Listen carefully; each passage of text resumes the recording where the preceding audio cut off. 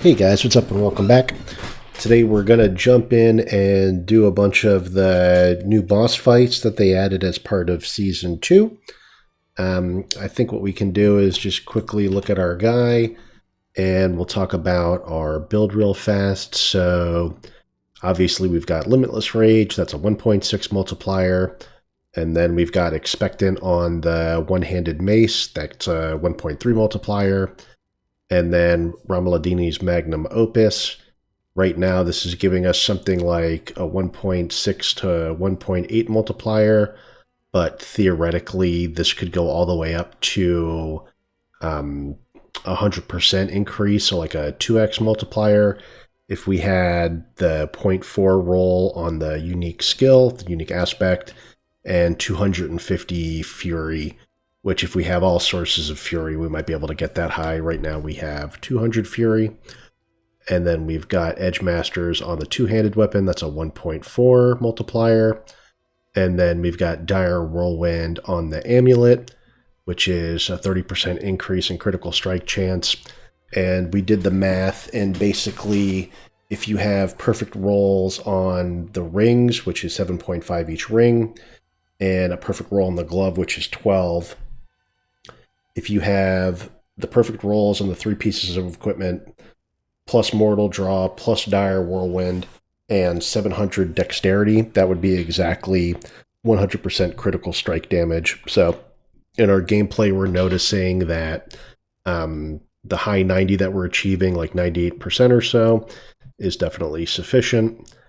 And then on rings, obviously, we're doing the resource generation and cooldown reduction. So we've got Echoing Fury and we've got Bold Chieftains. That's always pretty standard.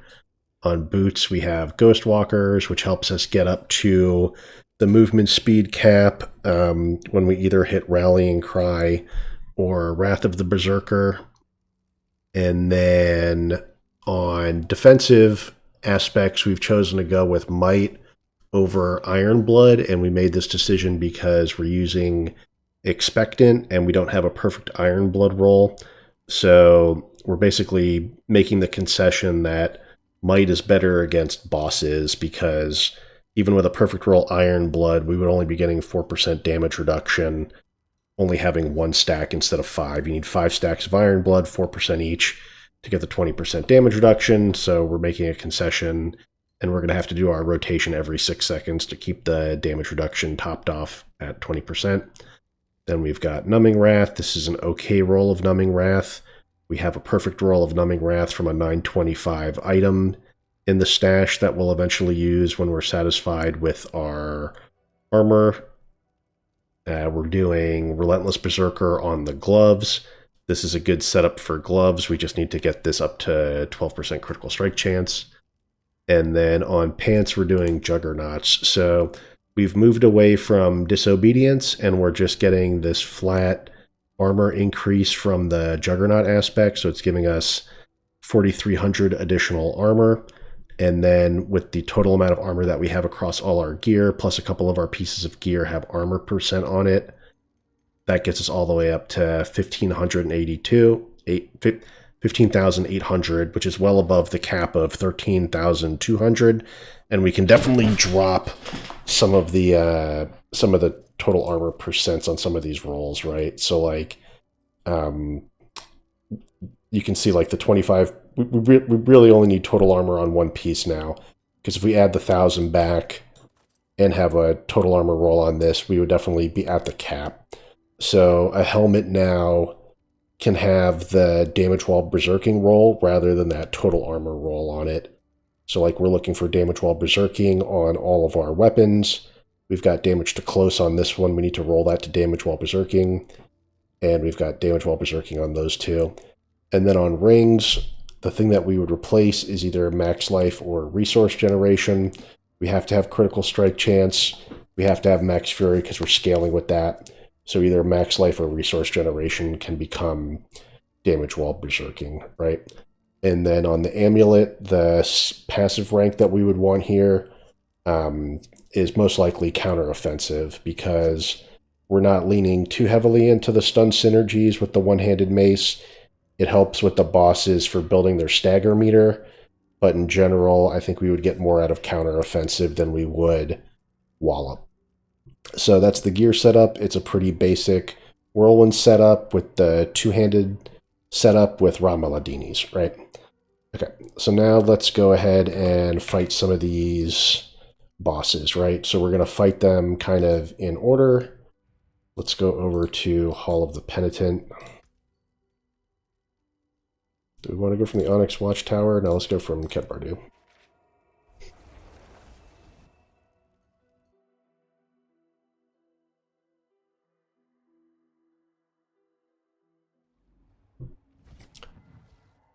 So the big change here is we're no longer scaling our character the old way, which was scaling based on critical strike damage and vulnerable damage. We're now basically scaling off of damage while berserking, which is its own multiplicative category now, thanks to the change that they made to the Blood Rage legendary node, right, on the Blood Rage board. They gave that a pretty significant buff, and then in the upcoming patch, they're actually going to nerf that back down a little bit, and the bonus that you get from Blood Rage is going to be capped at a 1.3 multiplier, where right now it's pretty easy to get it up to almost a 2x. And then our Ramallodini can also scale us off Fury and get to a 2x. So that's basically what the build is about. It's about scaling off of Fury and scaling off of damage while berserking, which is cool.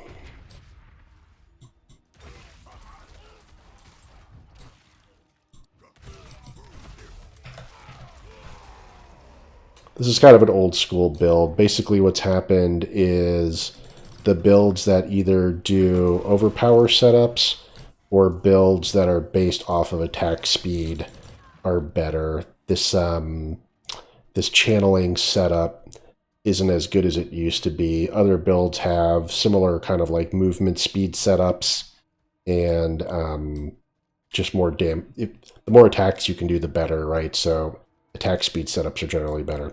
Okay, so the way we summon these bosses is by interacting with these altars and then using the boss materials. So this particular boss wants me to put 5 living steel in this altar, and then we're going to fight a level 75 boss, and we're at level 100, so it's not going to be an easy fight, but it also should not be a hard fight.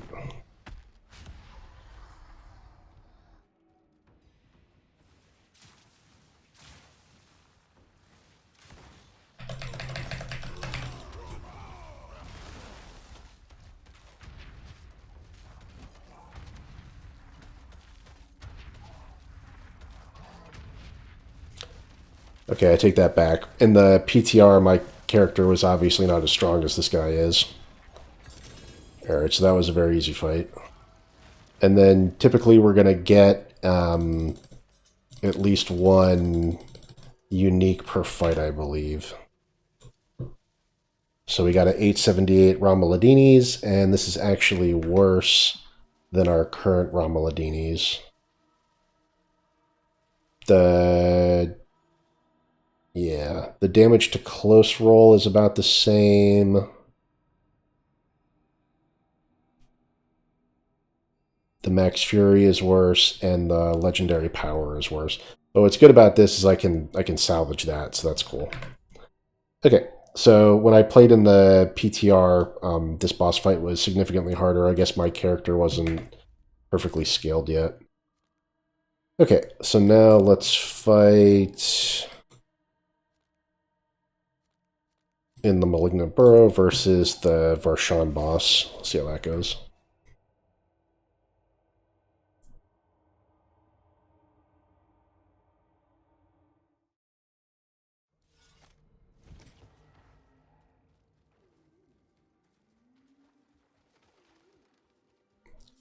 Okay, so to fight this boss, we got to drop into the Malignant Burrow.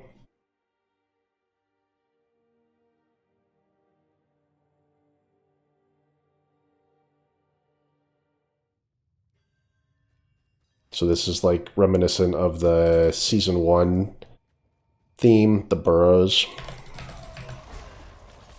where we would get the malignant hearts and socket those into jewelry.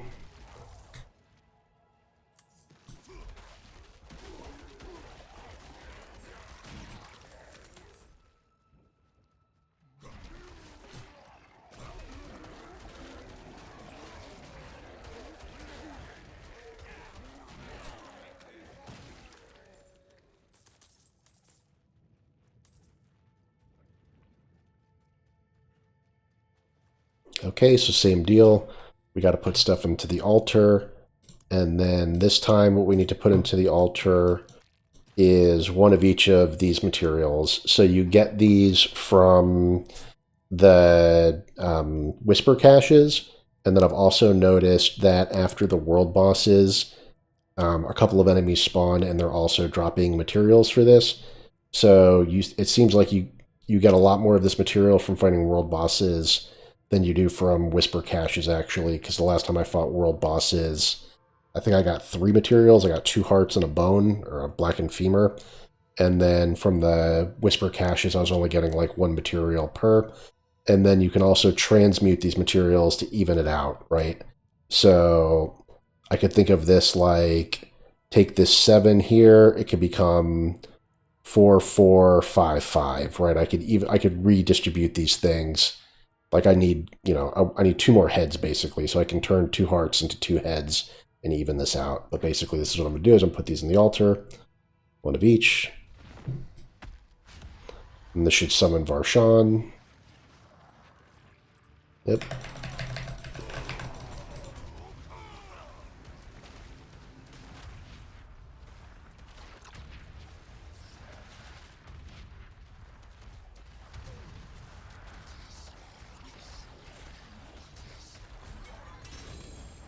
Okay, so we don't really have to interact with these bosses in a meaningful way.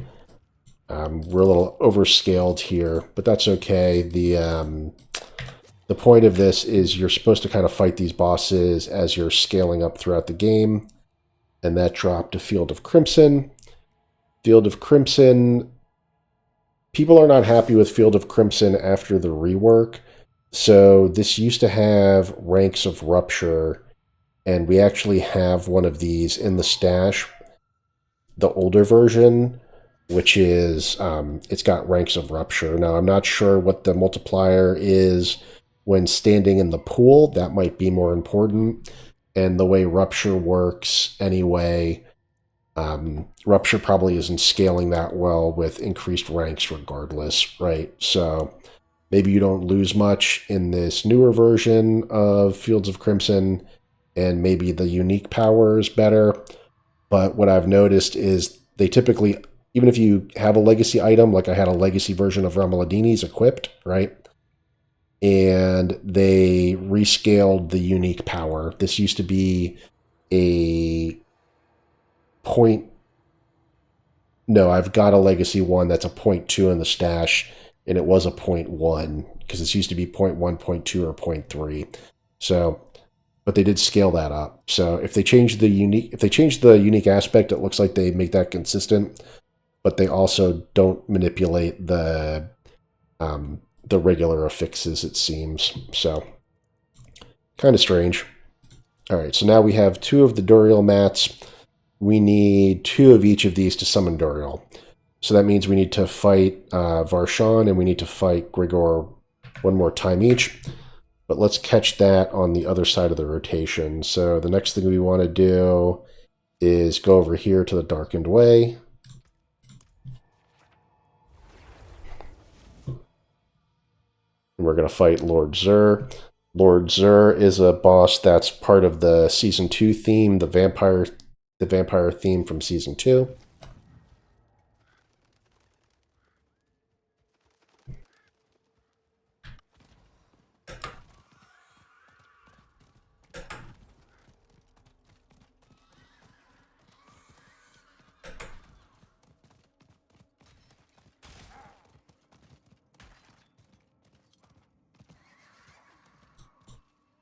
It's kind of interesting how they gave you a reason to come back over here.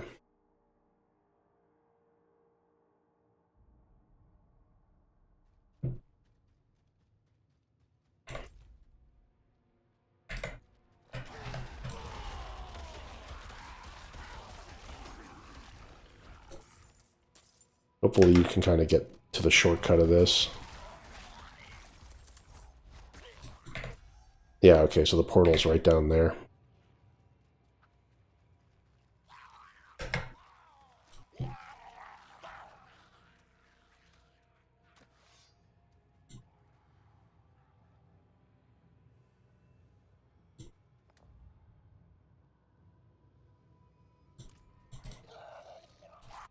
So this area is pretty rememberable from the Act 1 of the campaign.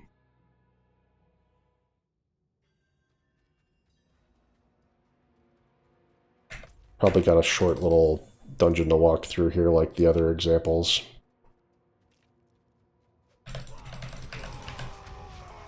Yep, and in here is the vampire enemies.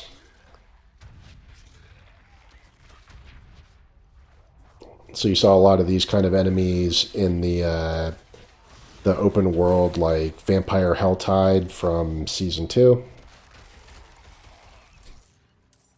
That season was well received.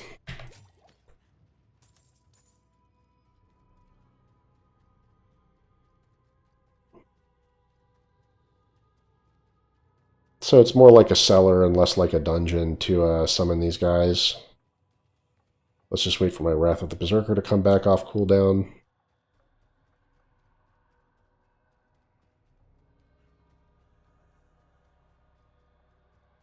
So now this one's going to require Exquisite Blood, and what I've found is Exquisite Blood is the most annoying material to farm because it's based on timed events. It's based on the Legion events, which typically only give you one of these materials, and then the World Boss, which gives you 3. But you have to be kind of at your desk or at your console at specific points, and it's kind of hard to know exactly when these are coming up if you don't have a website like Max Rollup, which has the timers for this. And even then, those timers aren't exactly accurate of what the location of those events might be, but they're good enough in terms of being like alarm clocks to let you know that it's coming up. But it's pretty annoying because it breaks up your cadence, right? Like, if there's 10 to 15 minutes before one of these events, I would rather be in a nightmare dungeon leveling glyphs or something like that, or trying to time out, I can get Living Steel in one Helltide rotation. Like if I just do a Helltide and do 4 events, that gives me 250 cinders pretty easily, and I can open one Tortured Gift of Living Steel, which gives me 5 mats, which is enough to summon Grigor once. So yeah, the Exquisite Blood takes a lot more runs of the event than the other materials do. And then the last material that we need, the Distilled Fear, you just get that from running Nightmare Dungeons, which is something that you're doing over and over again regardless. Okay. Let's summon Lord Zur.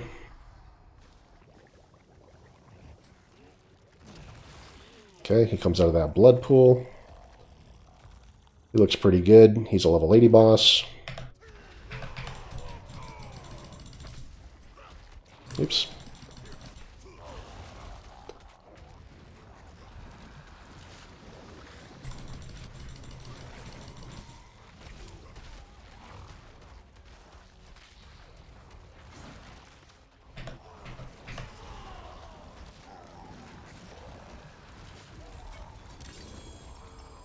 Okay, that's Lord Zur. We got a chest for that, so that's either Razor Plate or Rage of Harrogath. An updated Rage of Harrogath would be nice. It's a Razor Plate, okay. 890 Razor Plate. This rolls up to 16,000 thorns. That's interesting. Alright, so you definitely get 1 unique per boss, which is kind of what I expected.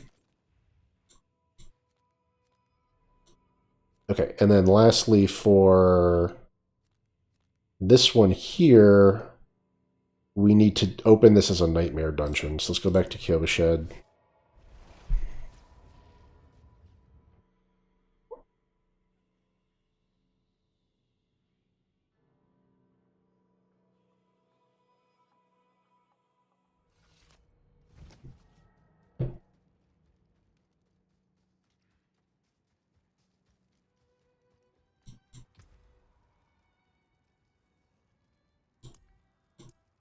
So now we have a special sigil here, which opens up the Glacial Fissure one.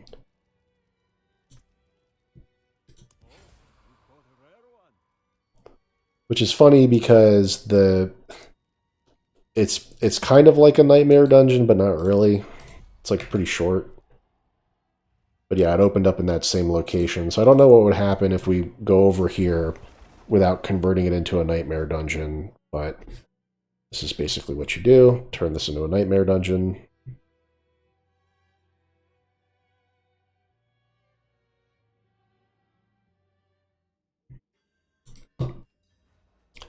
I always liked the tile set of the ice dungeons.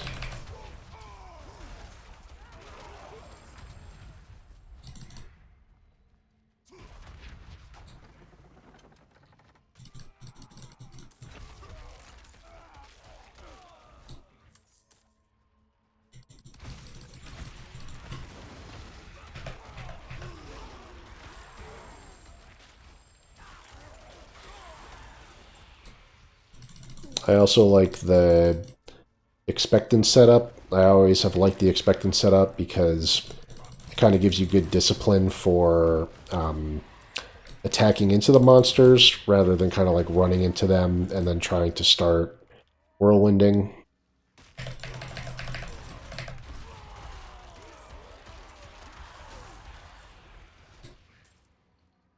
So we've made some adjustments to the max roll setup that kind of better suits where we're at, not having all of the uniques to make the best version of the build. The true like endgame version of the build.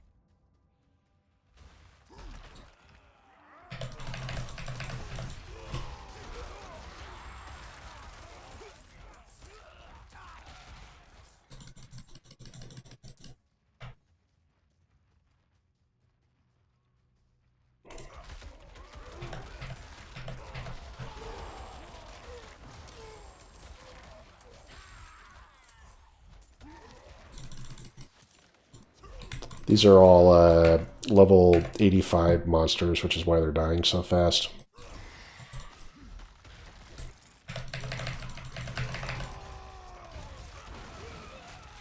At this point in the game, when you're level 100, you basically should be playing tier 70 nightmare dungeons and above, because the tier 70 nightmare dungeons give you the level 925, the item level 925 drops, and that's basically like the end game scaling drops, right? Especially for let's go back to Kill the Shed real quick and empty our stash out.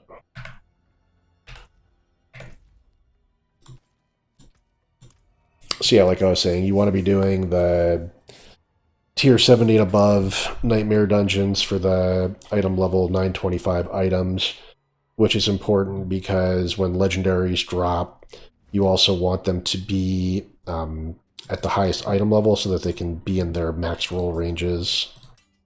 Things like Numbing Wrath or Protector Barriers and things like that, they all benefit from having the high high item levels.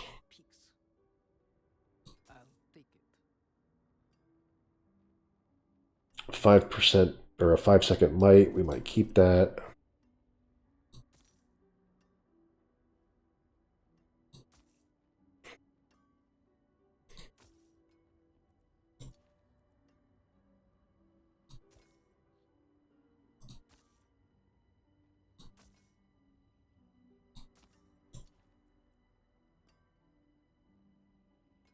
Here's a 4.5 second that we will not keep.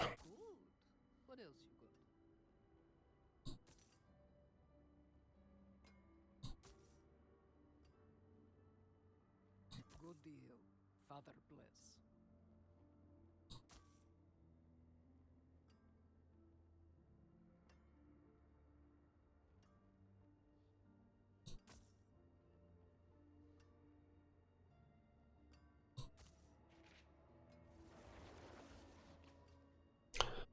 This is an element that doesn't look too bad. I think we'll keep this.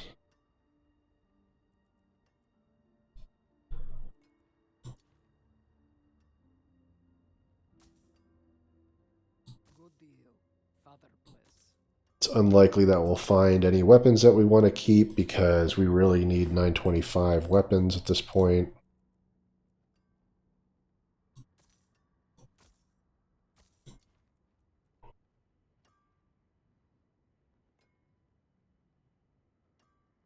We don't care about the vampire curses. Stay on your guard.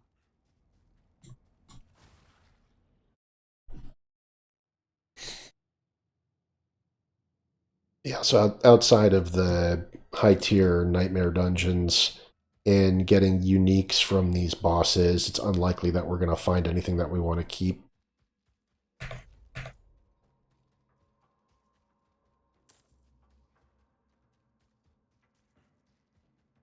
I'm just opening up the map on all these so I can get a feel for how big the maps are.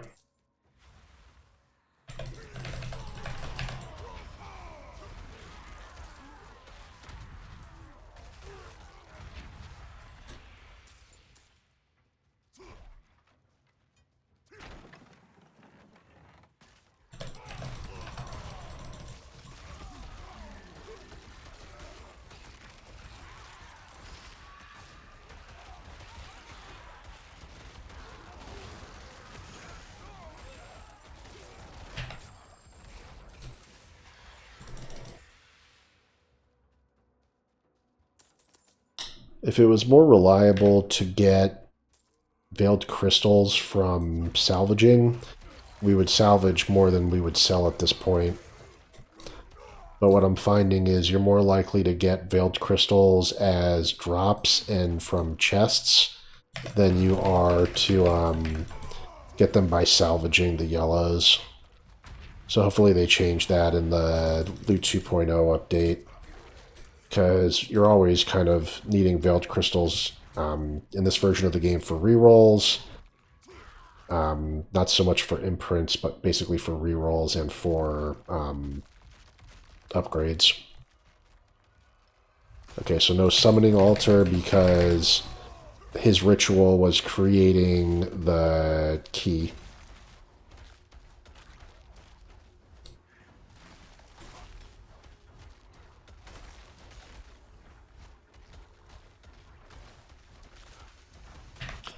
So the Beast in the Ice is definitely the hardest of these bosses. He's got mechanics kind of like Uber Lilith where we have to dodge stuff.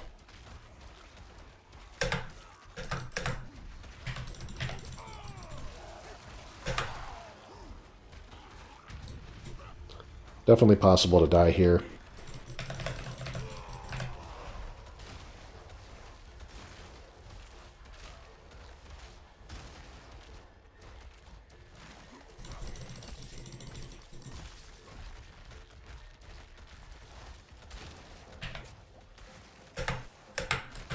He's also better at having mechanics where he just gets out of the way. See, he's immune there.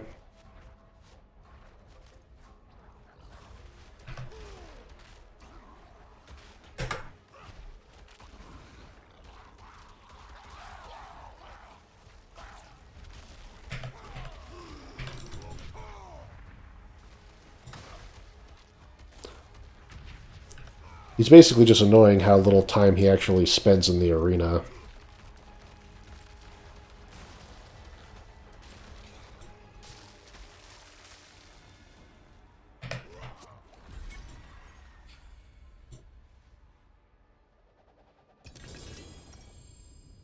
Alright, this dropped a ring. Hopefully it's not a mother's embrace.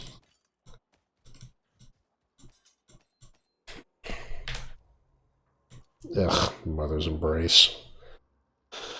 Absolutely useless.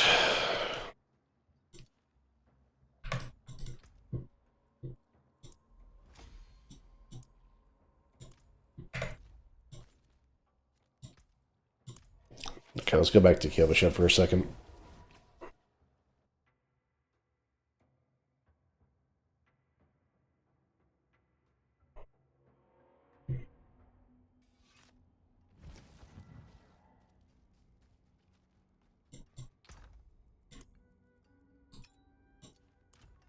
Something for the cold and dark.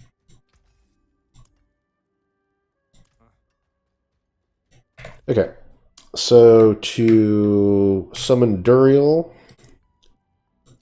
we need to fight with Living Steel one more time, and then we need to fight Varshan one more time. Let's do a conversion for the head just to show how that works.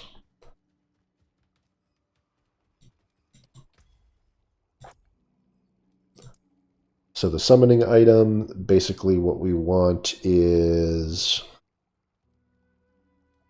we want to convert. Oh, this is convenient actually. So you can convert either, because basically there's two versions of the boss, right? There's the World Tier 3 and the World Tier 4 version. So it seems like the World Tier 3 version, you can convert any one of the three materials randomly into one of the other two or three, right? So you can turn a bone into a head, hand, or bone potentially. But then in World Tier 4, once you start getting the hearts, you can directly convert the heart into something. So I want to convert the heart into a head. And there we go. Okay, easy peasy. And then if you had a bunch of resplendent spark, so you get the resplendent spark when you salvage an Uber unique, and it looks like after 4 Uber unique salvages, you can pick the Uber unique you want. So that would be a good way to get like the Harlequin Crest Shaco, for example.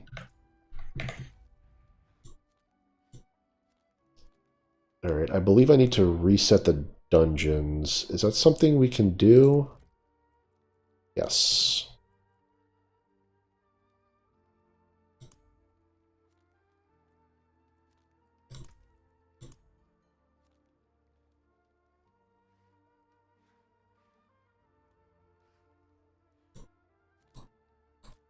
Maybe I didn't need to do that? No, it doesn't matter.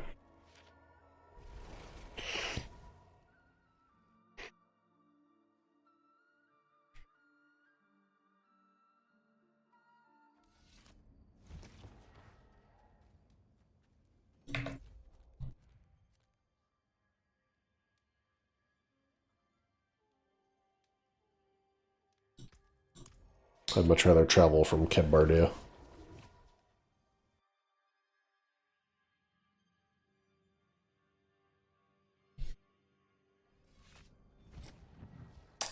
So I'm hoping they made it easy to resummon these bosses.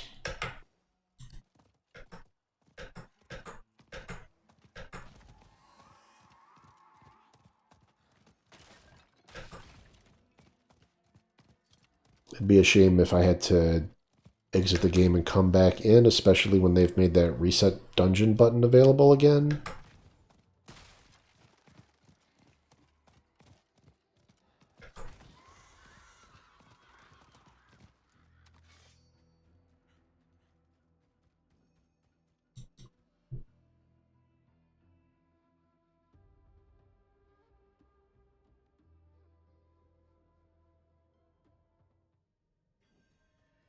You definitely want to fight these guys way earlier than level 100, though.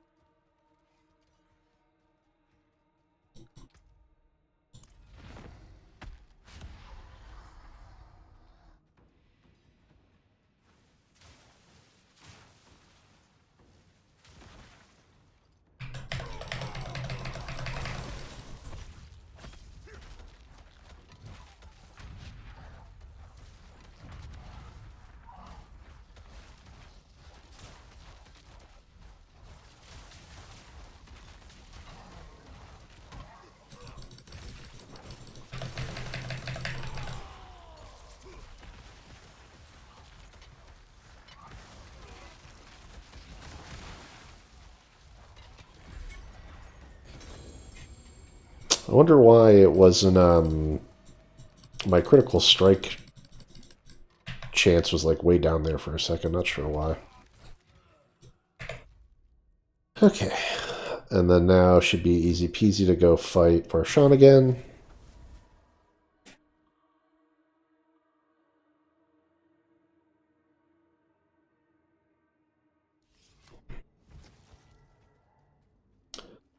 Of all of these bosses that we fought so far, I think Lord Zur was the coolest fight.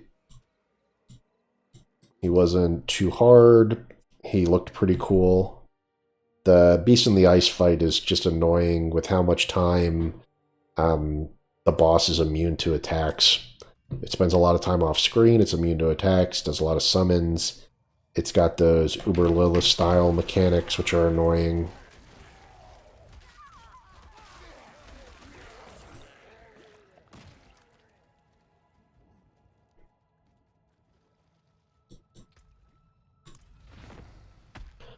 It's going to be a lot more interesting fighting these bosses in Season 4 when we're doing it through the leveling process.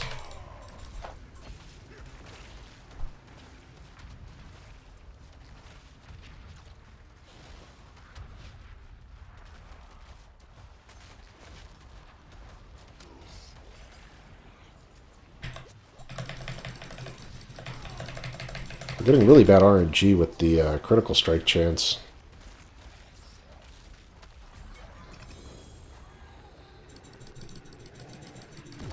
Okay, here's another ring. Okay, this is the first time we've gotten this ring, the Ring of Red Fury. After spending 100 Fury within 3 seconds, your next Hoda, Upheaval, or Death Blow is guaranteed and deals bonus damage. And this ring is pretty cool. It's got Fury, Resource Generation, and attack speed on it. Attack speed and strength you wouldn't normally get on rings, so that's interesting. Fury and Resource Generation you do. And that unique ability being a multiplier is kind of nice. So it's a 1.3 offensive multiplier.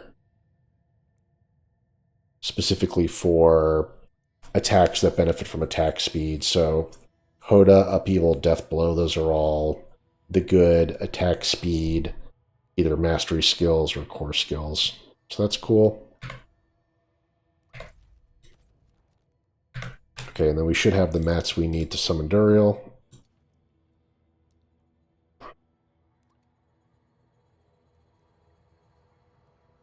Oh, is it not a guaranteed drop? Interesting, so we're going to have to fight him again?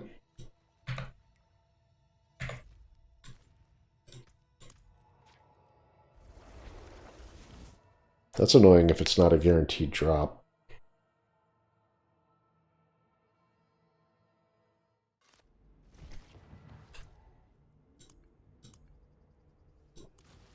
I didn't miss it, did I?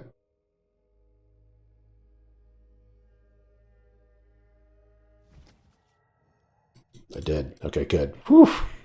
Okay. Glad I went back and double checked. All right. It wouldn't make sense if it wasn't a guaranteed drop. All right, let's go back to Kilbashed.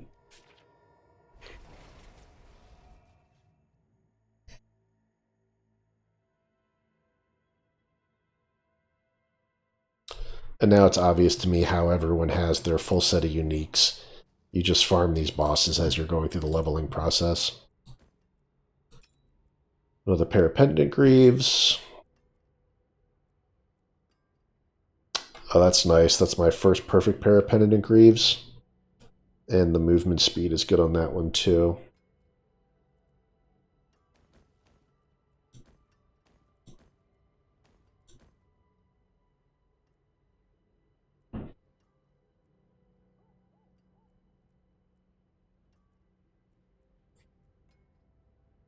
The one I was using in this is the one I was using in season 2 with my rogue, and I know that because it's a 773 item power, and in season 2 the item power cap was either 820 or 825.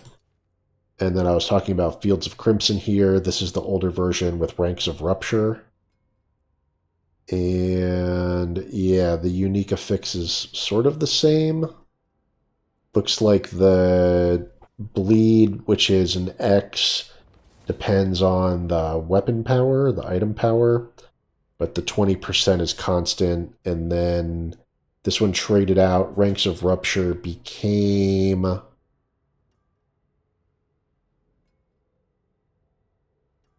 Ranks of Rupture became critical strike damage, but then the Rupture cooldown, a fixed range, went way, way up.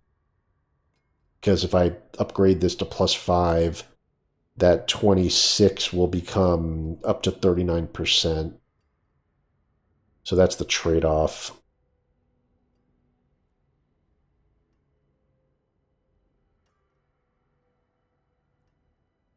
Looks like the fixed ranges all went way up. No, they didn't. Damage over time would still be 40. Yeah, damage over time would be exactly 42. Yeah, okay. So only the cooldown reduction range increase. That's interesting. It's always interesting to see how the legacy items stack up against the newer ones. Okay, do we want to thin out our stash a little bit before going to Duriel? I think the answer is yes.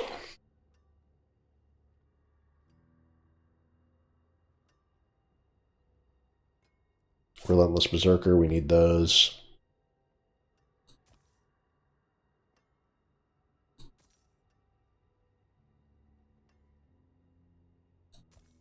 That could have been good. That hammer was close to being good. This is also close to being good.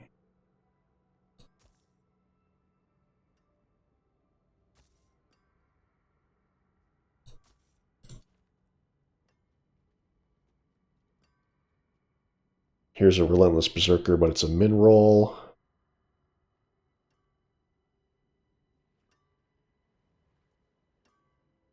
This has okay-ish stats otherwise. The all stats is kind of low, but we'll keep that just because it's rolled the way we want it.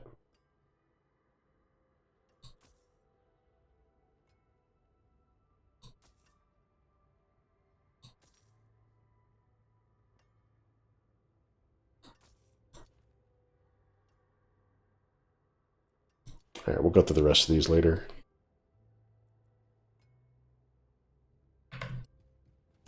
Okay. All right, so let's try and fight Duriel here. We'll go from Gaekul. Not quite sure how to pronounce this city. There's some side quests where they talk about the name of this place. This town I always thought was cool because the campaign doesn't really take you to this part of the map. This is kind of like the part of the map that you get after you beat the campaign and you start doing Hell Tides. And then the other thing that I thought was cool about this is the only Hell Tide area where 3 zones are basically affected.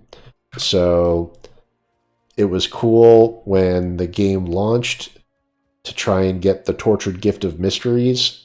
You could potentially get 3 chests, a 3-chest run in a Hell Tide, and Gaekul was kind of like the cool benchmark for me. It was pretty hard to get. You needed basically the full hour of farming to do it.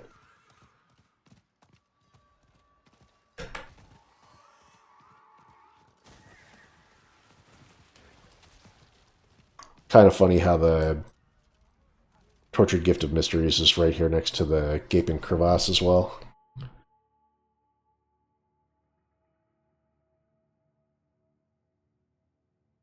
Okay, so I've only fought Duriel one time, which was during the campaign in Act 6. And that was a really cool moment of the game.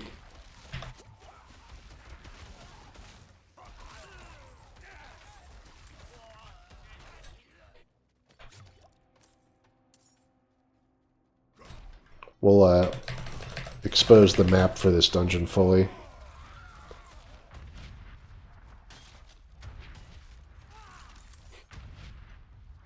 Looks like it's a short one.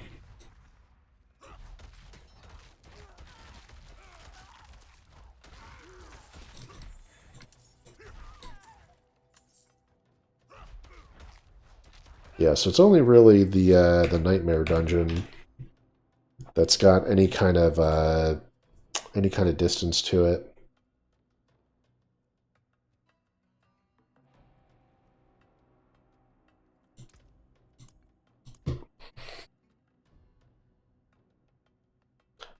So our critical strike chance at 42.6. It's 42.6 plus 18 for Mortal Draw. Plus, that takes us to 60%, plus the 36 from Dire Whirlwind. That's 96.6% critical strike chance is what our critical strike chance is. And then just making sure that we have Mortal Draw equipped. And then Blood Rage is our scaler. So your damage is increased by 25% of your damage while berserking bonus. That's a 76x. That's a 1.76 multiplier. And then Ramaladini's Magnum Opus is 0.3 of Total Fury. So if I go in Stats and Mats, my damage while berserking is 3035. 303.5. You take that, you times it by 0.25. That's 75.875, rounded up to 76. So that's the 76% multiplier while berserking, in addition to this still contributes to the additive bucket, plus it makes its own multiplier. And then our max fury is 204, so 204 times 0.3, that's 61.2. Round that down to 61, that's a 1.61 multiplier, where Limitless Rage is a 1.6. So Limitless Rage in our old setup used to be our best multiplier. Now we have two comparable multipliers. We have a 1.6, a 1.61, and a 1.76. And we have opportunities to continue to scale our damage while berserking and our fury. We'll do the max fury calculation here at some point as well. Okay, here we go. Duriel.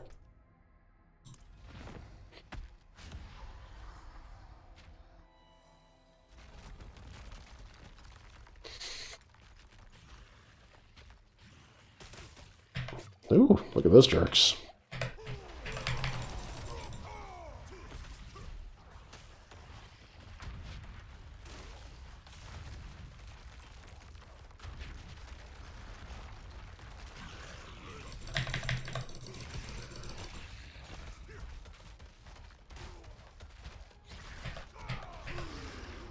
Alright, so far he's no joke. He's at least as hard as the Butcher.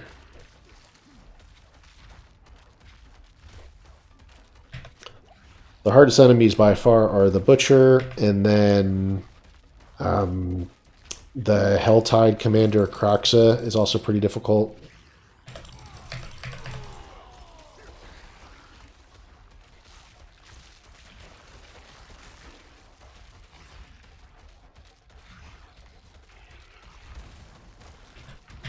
This at least is a good fight. We might want to use a poison resist potion here. If we end up losing this fight, that's what we'll do.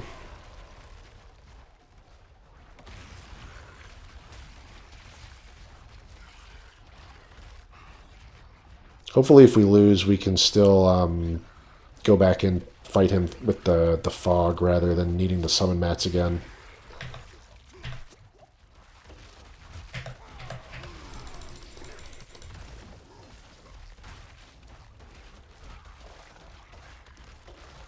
His minions dropping potions is pretty convenient.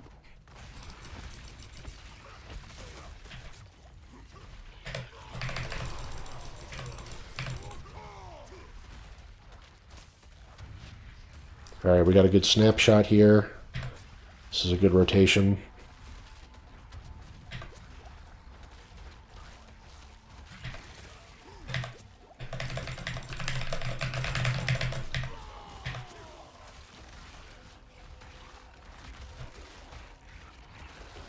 Kill some of his minions to get potions, and we should get him now.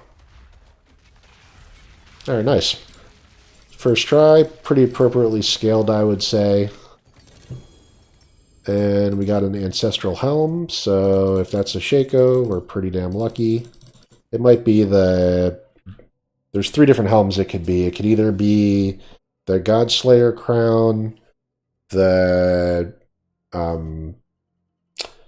what is it, the Horned Helm, or it's a Shaco? Let's see. Yeah, it's the Tusk Helm, which is what we need for this build anyway. So it's not a Shaco, but we're not exactly disappointed, because this is a build-specific item now. So this one has... It's 925, which is nice, but it's got a low roll for Max Fury, and it's got a low roll of that aggressive resistance. And then the unique roll isn't the best either. So when you gain Berserking while you already have Berserking, you have a 46% chance to become enraged, granting 15% increased damage, 2 Fury per second, and 10% CDR. Okay, interesting. So what you're looking for in this helmet, on helmet right now, we want max life, max fury, CDR, and damage while berserking. And then this helmet, the unique helmet, still has damage. It still has CDR, which is important, damage while berserking, and max fury. So the only thing it doesn't have that we would want is max life. And then it gives us, in addition to that, attack speed, which for this particular build isn't necessarily useful. And then aggressive resistance passive. Aggressive resistance is damage reduction. Okay. So it's giving... Okay, this is really nice, actually. So 3 ranks of this would take us to 24% damage reduction while berserking. That's really, really strong. So if you look at max life, if you look at max life as defense, which it effectively is, then this thing is giving us defense, max fury, damage while berserking, a multiplier while berserking, 2 fury per second, which is kind of offsetting. It's exactly offsetting the negative to Ramaladini's magnum opus, where you lose 2 fury per second. And then it's also making up for the CDR with a 10% CDR, which would actually be better than my CDR currently. All right, that's really sweet. This helmet's kick-ass. We're going to switch right into that.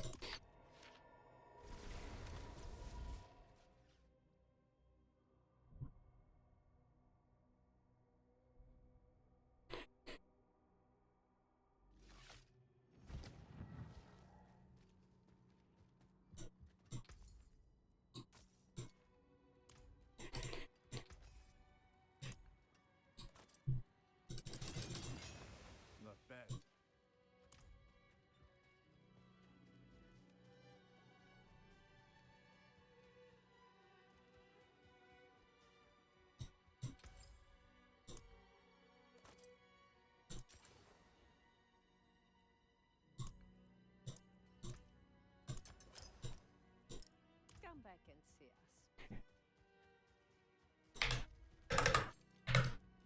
Make sure to favorite that so we don't lose it.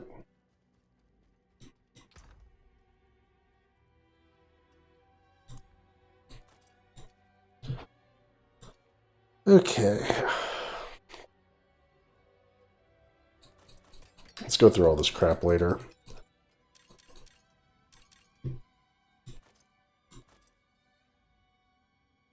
Alright, so how does this compare? Ooh, the aggressive resistance goes all the way up to 4? Oh my god, that's even better, right? So it was 12, and then it would go up to 24, and then plus another 4, it would go all the way up to 26% damage reduction. I think that's the highest individual damage reduction bonus there is. So we're losing 3 Fury with this, but we're gaining 21% damage while berserking. which I believe is as high as we could get on a weapon. So if I look at my previous one-handed weapon here, yeah, 21% damage while berserking. So that's equivalent to a weapon anyway. And it's a 925 helmet with additional armor. So our armor cap should be just at the cap. Yep, perfect. So that means we only need exactly one total armor roll on any of these pieces of equipment to get the cap with juggernauts. And then, yeah, I think we're going to need at least one total armor roll regardless. This one's nice because it's maxed rolled too.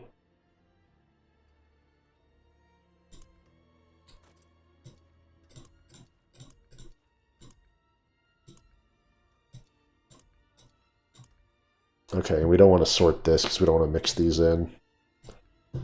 Maybe I'll just put these back in my personal stash.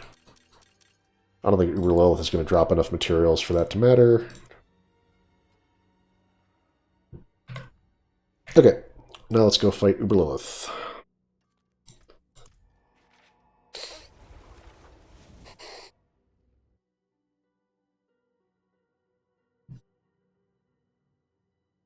I'm glad we did these boss fights with our resistances the way they are as well. Like, our resistances are currently not good, which tells me that we only need maxed out resistances for the higher tier nightmare dungeons.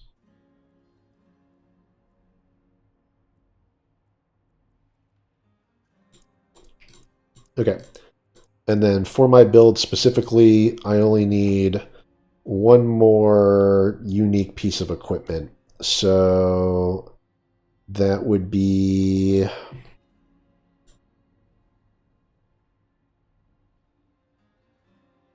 that would be this Tybalt's Will here.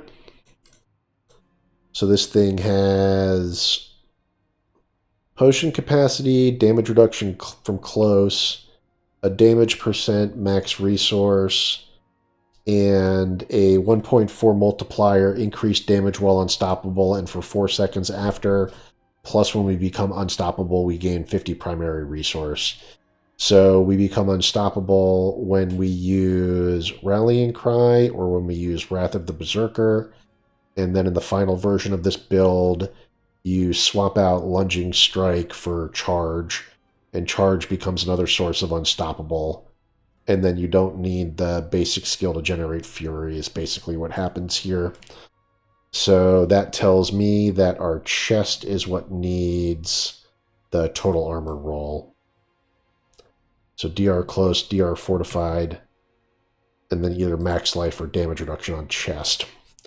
So DR close, max life. We would want to roll this fortified generation into total armor, and then that would be a good enough chest, and then we can put the good numbing wrath on that.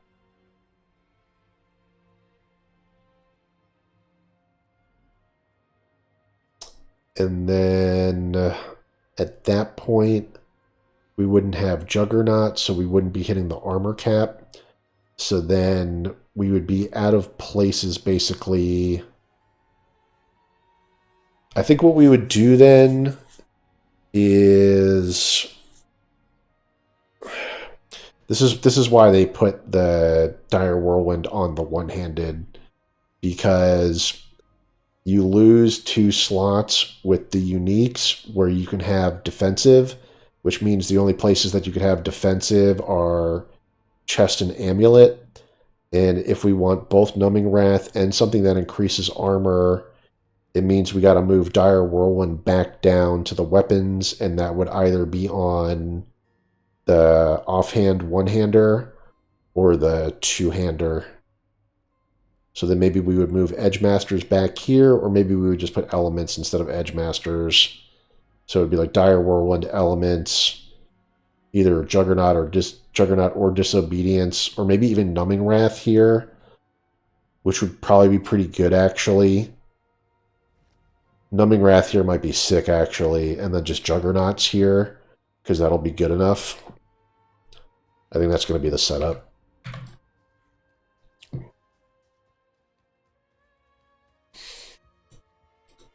Okay, I'm pretty happy with how this video's gone.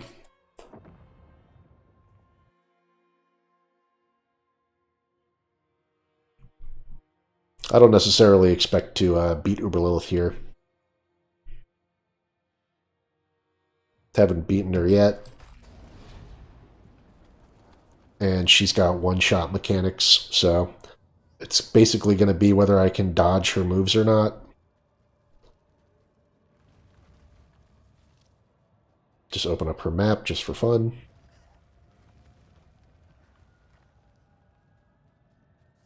I mean, of all those additional bosses that we fought, Uber Lilith is still by far the coolest in terms of vibe. This arena is amazing.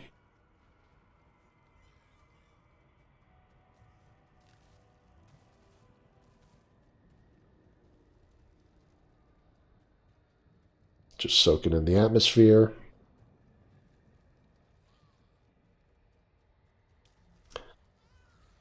Alright, let's see if we can dodge her.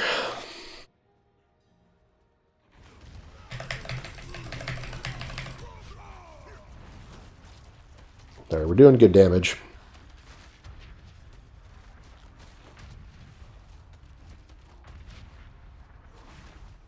Okay, I think we're in her phase 2.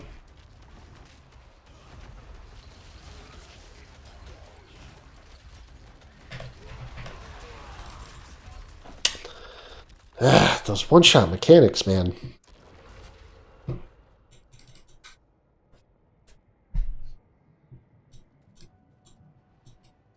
Is there any avoiding the one-shot mechanics?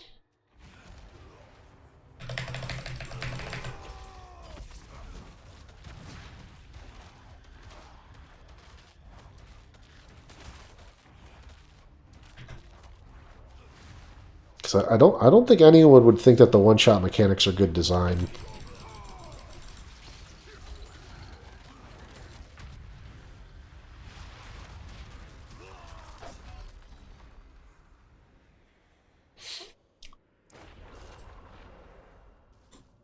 So, like, at least when you're whirlwinding, you have the movement that you need to get around it.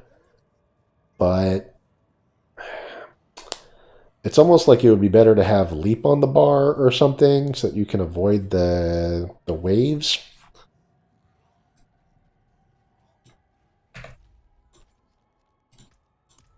I'm just going to go back to Kyoto and repair my equipment.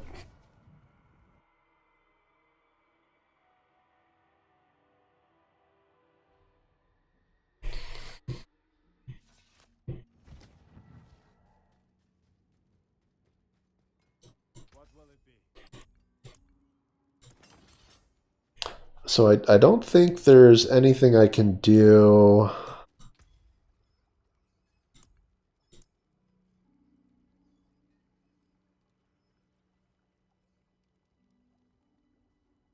I think I'm just going to do a critical strike chance elixir. And then maybe like a max life incense.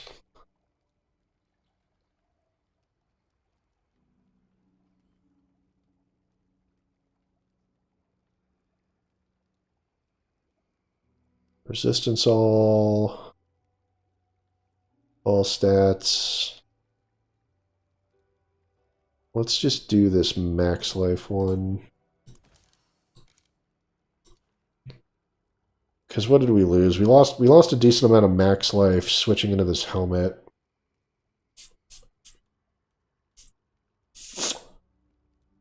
We lose some max life, but we get a lot more damage reduction.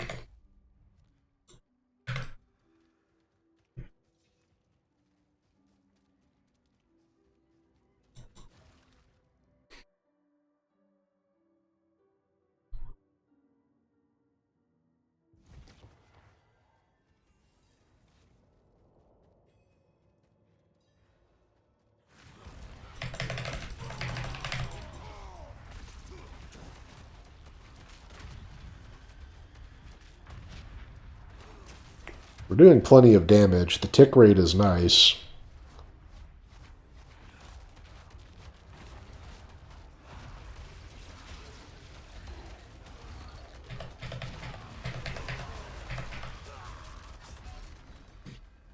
we just don't understand the pattern. Like, what is... And this video is going to be helpful for me. I'll fight her a couple more times. If I don't beat her, I'll give up. But reviewing the video is going to help me understand the pattern of this wave, which is what I'm not seeing. Like, I obviously see the pattern on the ground, and then I know it goes back and forth one time. I just don't understand the dodge pattern.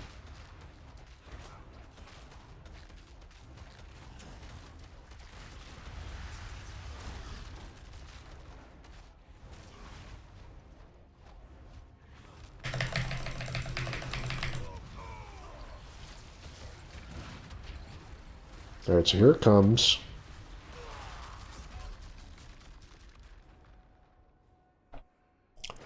It's just bigger than it looks. I gotta move more over.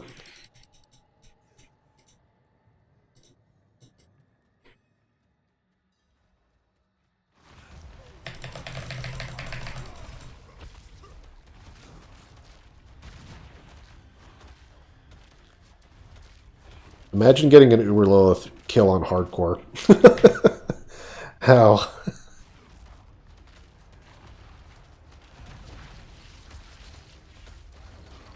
Alright, here comes the wave. Alright, dodged it for the first time ever.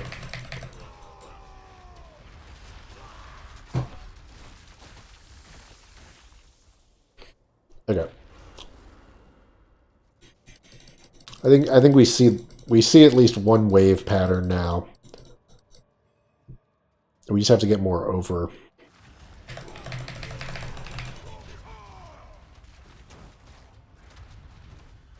Basically, we have to get in the direct path of the other line.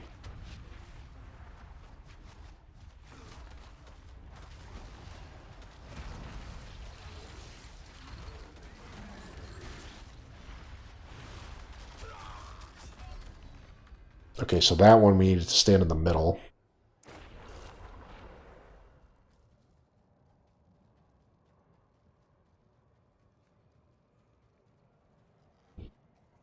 I'm pretty sure there's a phase 2 to this after you kill her once also.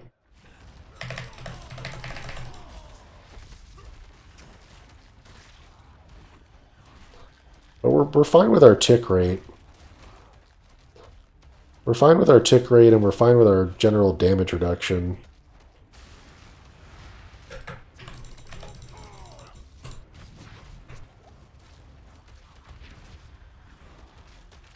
Like, her regular attacks aren't doing that much to us.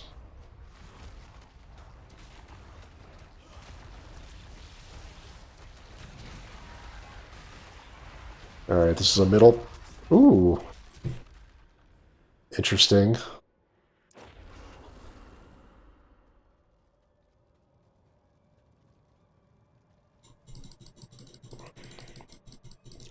So I thought standing in the middle was safe. Dead wrong.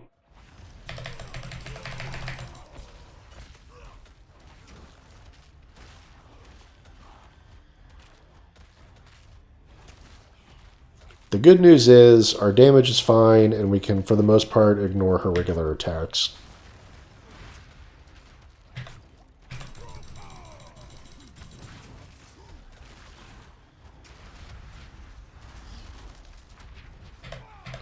That thing probably would have killed if we were in the way.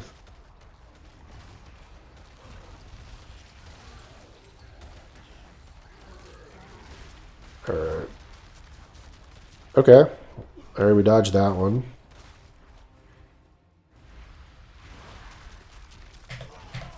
We dodged that too.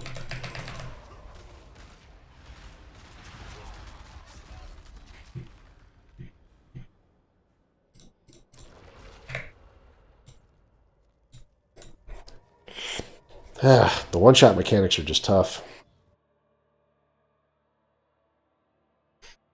So there's the triangle pattern where we have to go into the triangle for a quick second and then come back to the middle. And then there's the 3-line pattern where we have to go to the outside line and then back to the inside line. And that's basically all we've seen so far. The other waves, there's at least one type of wave that's not a one-shot. And then all of her other attacks aren't going to kill us.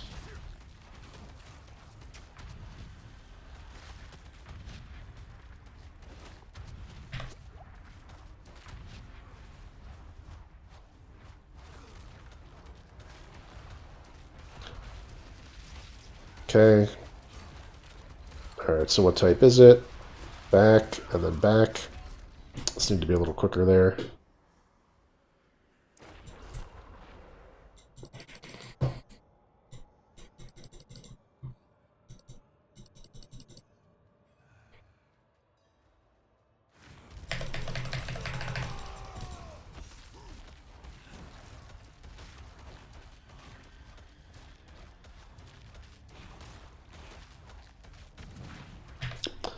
And this is kind of why I gave up on fighting Uber Lilith in the first place. It was really more about dodging her mechanics than anything else.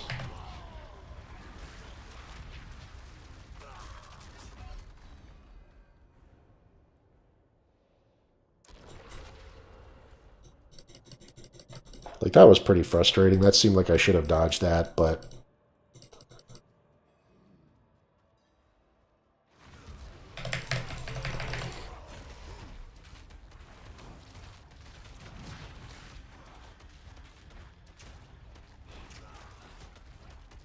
I guess it's not that surprising that Duriel is easier than Uber Lilith. Lilith should be the hardest boss.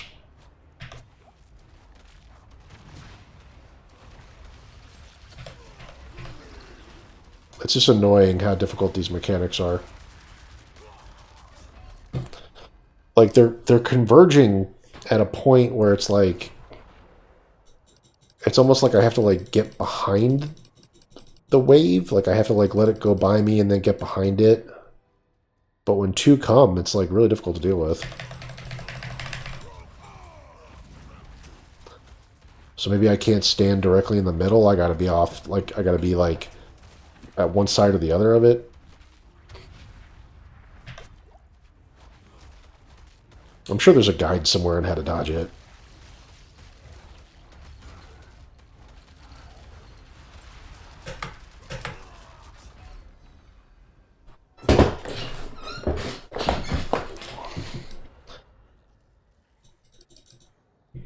Like, maybe, like, it's a... Like, what if you didn't have multiple dodge charges on your boots, right? And I'm trying to do, like, dodge, dodge, dodge.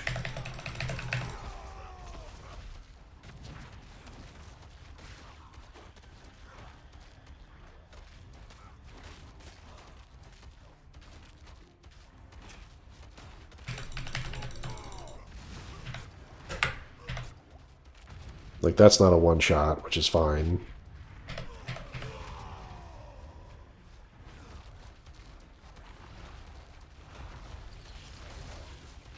Alright, for the most part, ignore these buddies.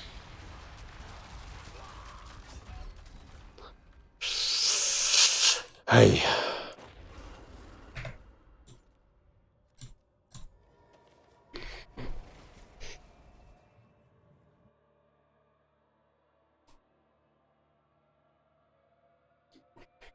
A couple more tries and we'll call it a day.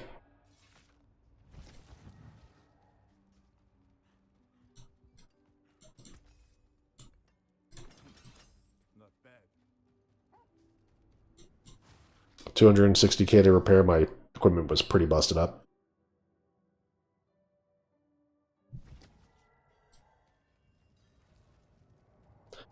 The real question is, can you actually eat a hit from this?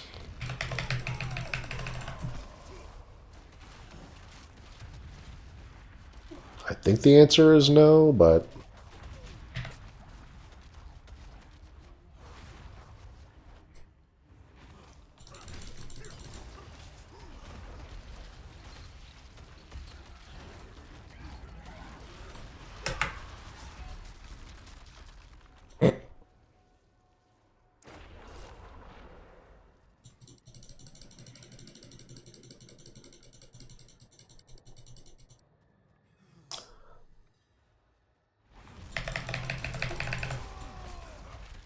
The one thing I'm not sure of is the 3 lines. Is the middle line always appearing directly on top of me?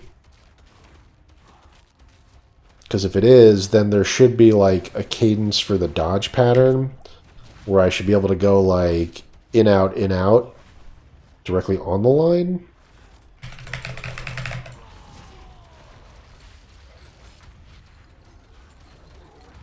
Like, okay, here's the line, in, out, like that.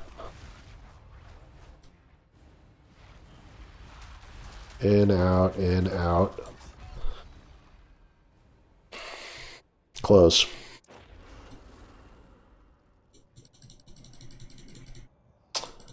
The problem with this fight is that is the fight. The fight is the wave.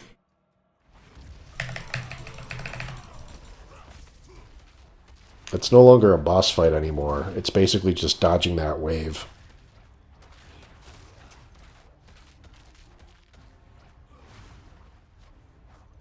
At least I know I can walk it, which is good.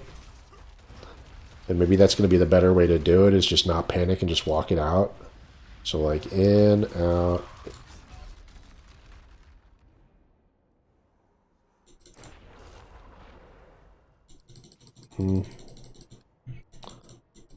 I guess I need to whirlwind it.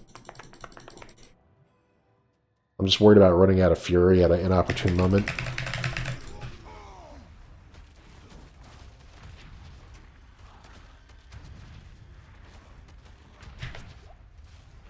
I like that her basics don't do anything to me. That's good.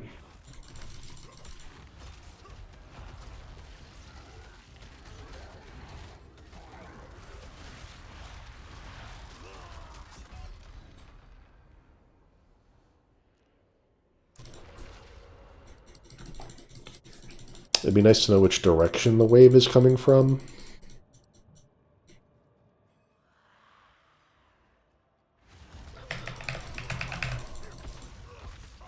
I'm not sure if I'm seeing a visual clue that says which way it's coming from. Seems like I always start in the middle of the 3 lines.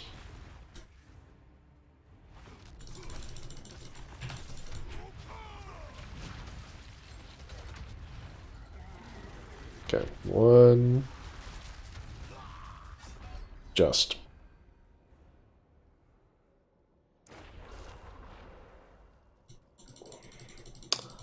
That's definitely the way to do it. I'm just kind of like pre-positioning myself mentally for it.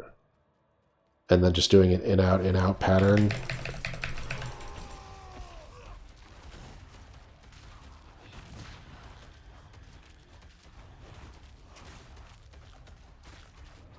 Just try to like stay in the center so that I'm giving myself less variables.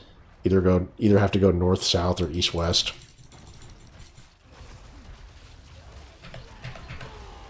Like, alright.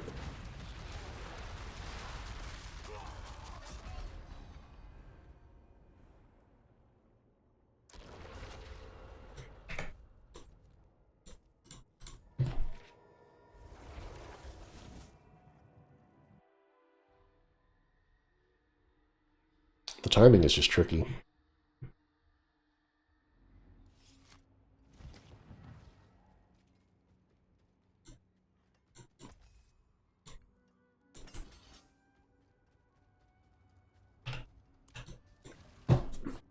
Fortunately, I'm going to have plenty of money for repair costs.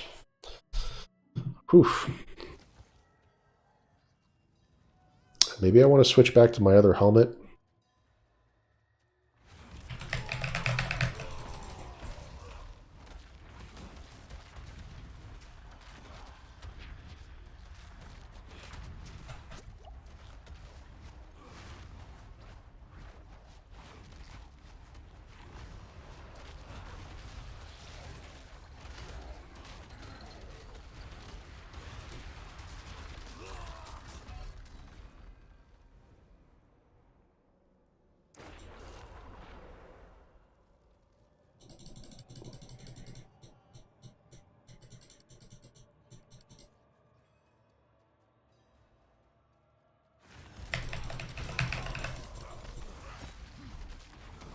She's also like debuffing me, which is annoying.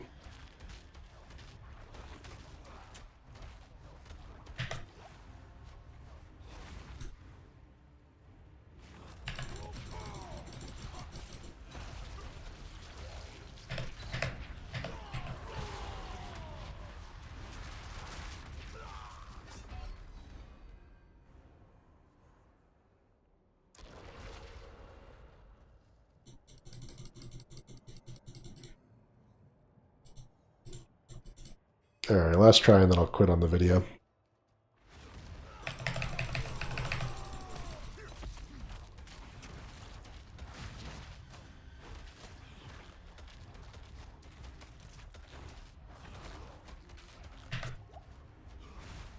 Am I supposed to avoid those things? I guess I am.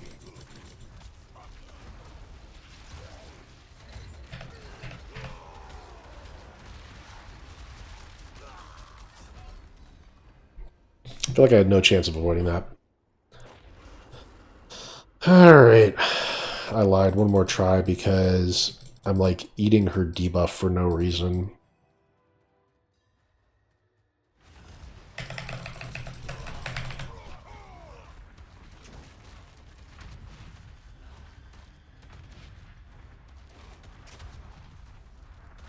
Nope, I've got all 5 stacks for debuff. How?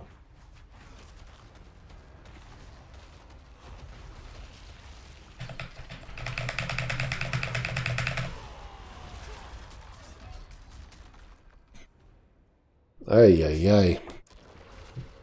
Okay. That's about all I can take for this session, because even if I get to Phase 2, I'm just going to be dealing with Phase 2 for another half hour or so. Overall, pretty awesome sesh. Definitely like the way the build landed. Killed all of the other bosses other than Lilith on my first try. That was my first try at Duriel. If I did that again, I would definitely use a poison resist potion or a poison resist elixir. But other than that, all the other bosses are super easy, and it's really just about farming the summoning mats. So yeah, that's basically everything there is to do in Diablo 4, particularly in Eternal Realm. You basically just have Helltides, Nightmare Dungeons. There's the PvP area, which you can farm for some cosmetics, but that's not really important. And then there's all of the various bosses, including Uber Lilith. And then in Season 3, there's the Gauntlet, there's the Vaults, and then there's the Construct Companion. That's basically all of the season mechanics that are currently there. And then in Season 4, they're going to add Ondariel as a boss, which should be as hard as Duriel, but then obviously not as hard as Uber Lilith. Uber Lilith is the hardest enemy in the game. The next hardest enemy after Uber Lilith would be max level Butcher. And then when we get to Pit, and the Pit level goes up to like 200 in Season 4, the Pit might have the hardest enemies outside of Nightmare Dungeon, Butcher, and Uber Lilith, but the builds will be totally different. This is basically a dated build anyway, but we're not suffering because of the damage that we're doing. We're literally just dying to Lilith's one-shot mechanics. Maybe we'll go do some research and see if we can either learn some good patterns for dodging, or if there's some damage reduction or life limit where we can not die from one of those waves. But I think those waves are always going to be one-shot. So anyway, pretty long video. I had made a bunch of other shorter videos, but I think it all kind of culminates here, right? It all kind of culminates here with the best versions of our gearing and our best aspects set up, and then the change we made where we're putting all of our multipliers on our weapons, and we moved our Whirlwind to Amulet. That's kind of the culmination of our Whirlwind build. We're actually really close to what the Murder Inc. dual wield setup was, so we might go back and rewatch that video actually and see if there's any kind of notes that we're missing.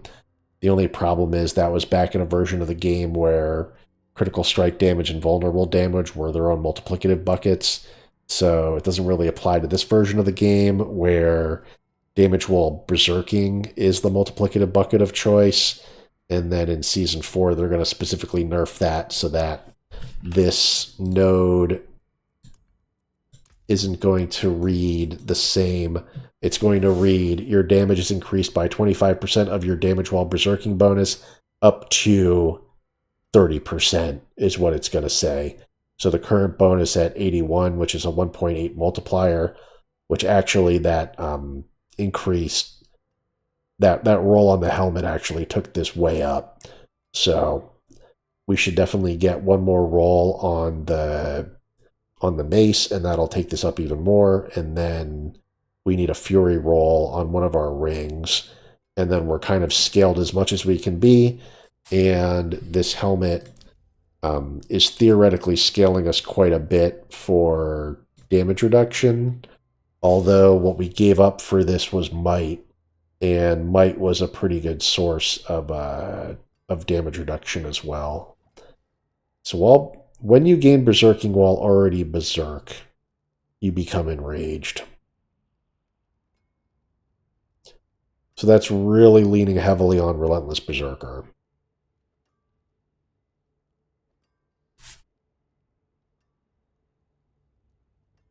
That's really leaning heavily on Relentless Berserker. And so what are our sources of berserking? This is why they switched to charge. So charge would be a source of berserking here.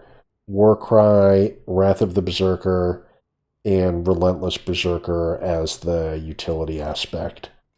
So yeah, we need to look at max roll again and see what the sources of berserking are. Damage from stuns, vulnerable damage, critical strike damage.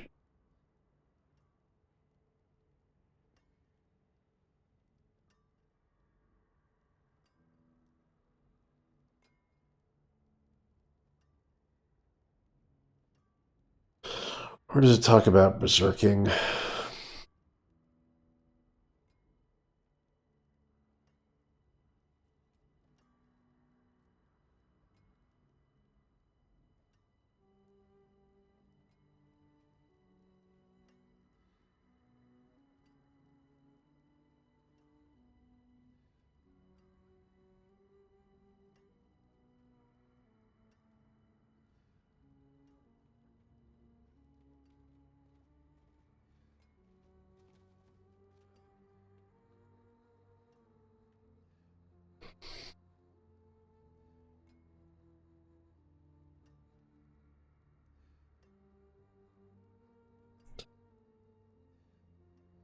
It's just crazy to me to have Dire Whirlwind here.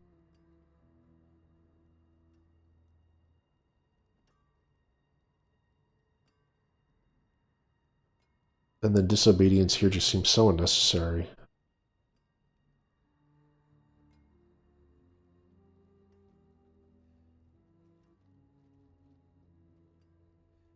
And then with these uniques, we're losing so many different defensive aspects. So we're trying to gain some damage at the expense of a lot of damage reduction. The only unique I really like is Rambaladini's Magnum Opus because it's giving us another huge multiplier. Maybe we need to switch our helm back.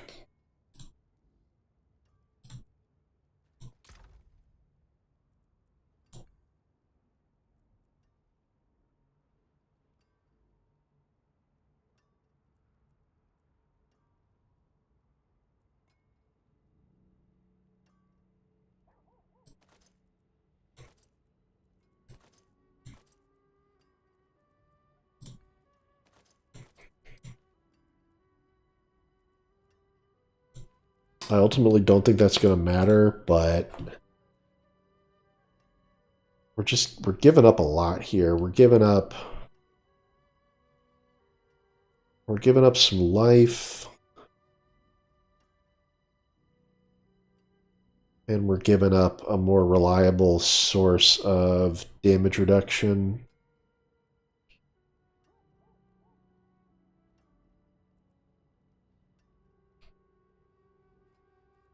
So we can find a helmet that's got max life, max fury, CDR, and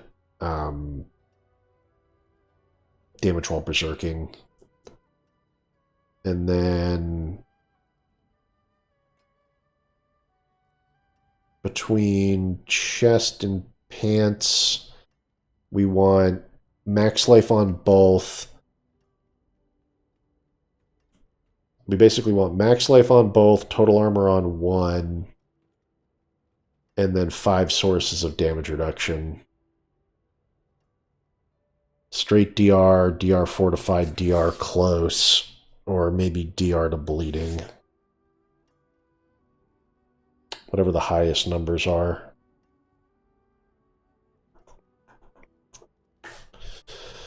And then we need damage while berserking here, and we need max fury here. And the rest of it's just fine. I mean, we even have damage reduction on our amulet, which is nice. And then 3 ranks of defensive skills, which is giving damage reduction on challenging shout, which is boosting this damage reduction quite a bit.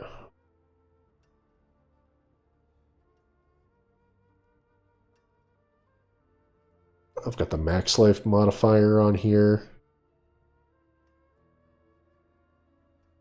I don't need the thorns modifier.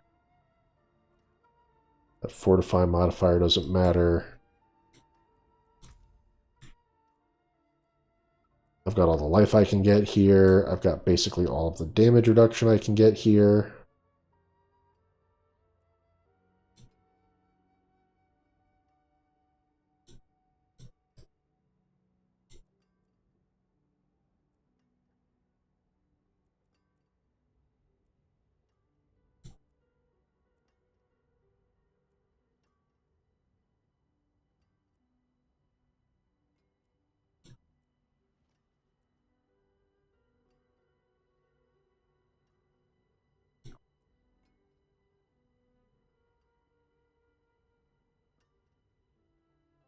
Defensive stance. Increase the damage reduction gained while you are fortified by an additional 2%.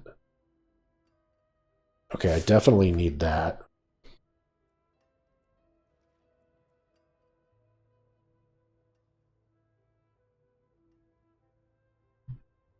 Lucky hit, 30% chance to stun.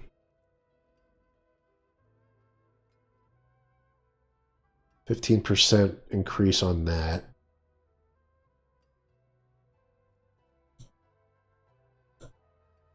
I think the only thing I could do here is...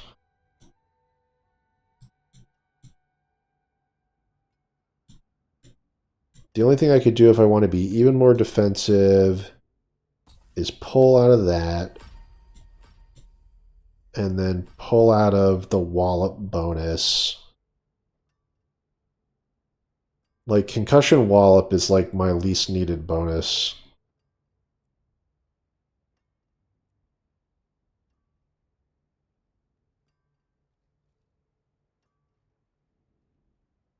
So I'm leaving. Okay, there's a few things. There's a few things I could do differently. I could completely abandon stun synergies.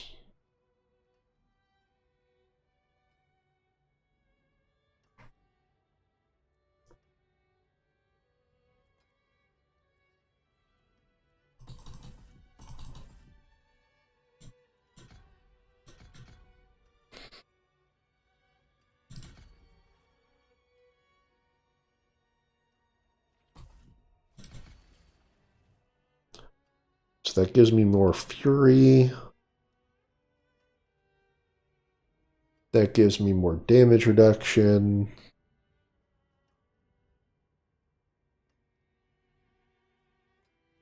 This is just not good. 3% max life. 6% max life for every 100 fury spent. We know how long it takes us to spend that 100 fury based on the tick rate of Wrath of the Berserker. So this is directly contributing to damage from Rambaladinis.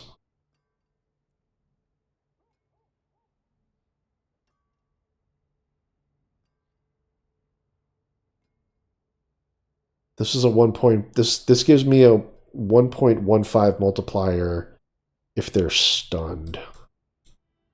Do I care about that? This makes brawling skills grant berserking.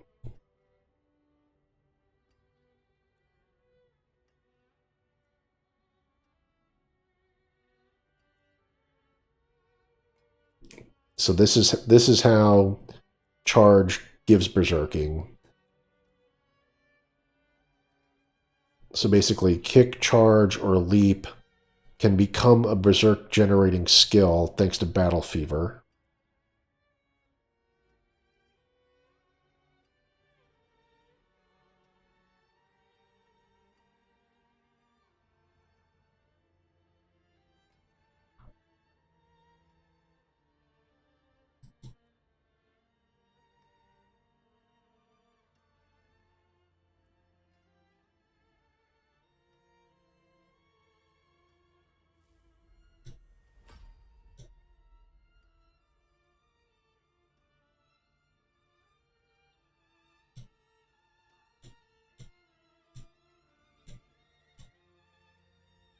And then I don't know, maybe one in hamstring.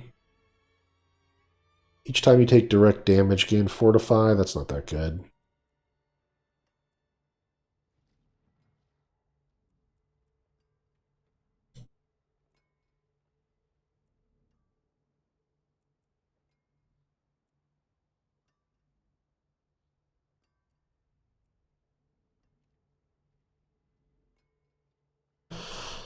Don't need attack speed. I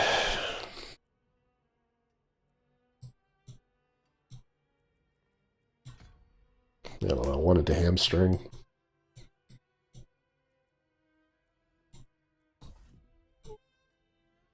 Oh, back into power war cry.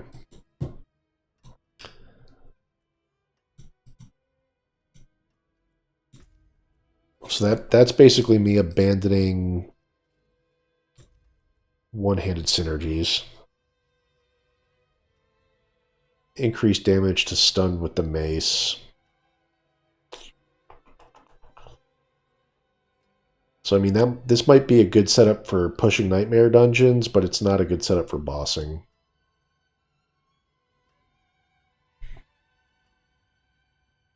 Our vulnerable window is really short, so the two-handed axe expertise isn't great. We need to apply bleed for a lot of our synergies.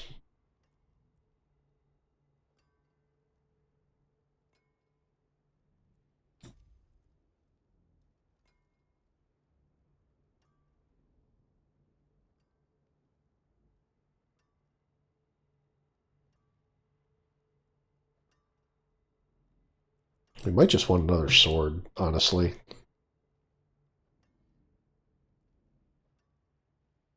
And just give up on doing CC.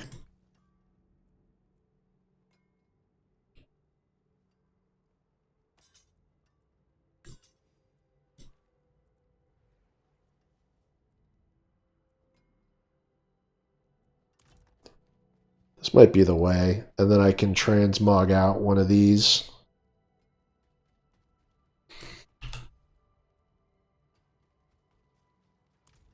I can transmog out one of these Rambaladinis and just have two Rambaladinis equipped.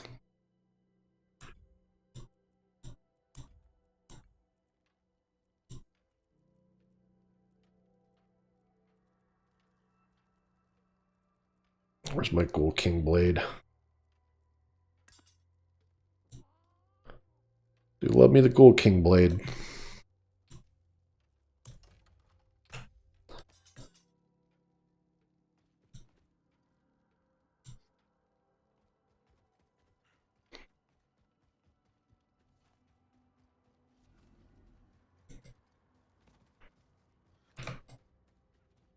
Alright, we'll try it like this going forward. This is going to be a lot more damage.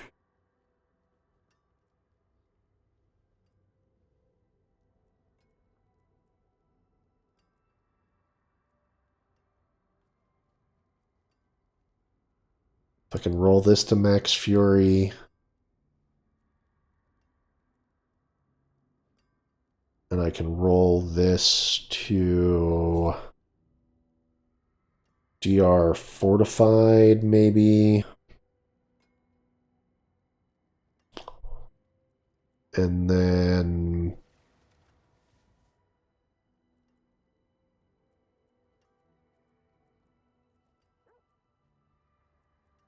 if I pop these rubies out, how much How much max life are these rubies giving me compared to more DR while fortified?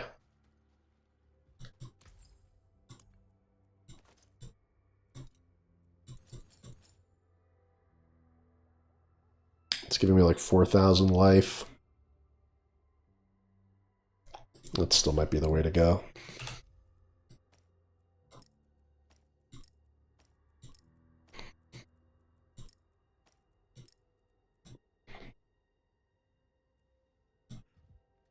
Okie dokie. That's enough for now. Thanks, guys. Always appreciate the attention. Take care.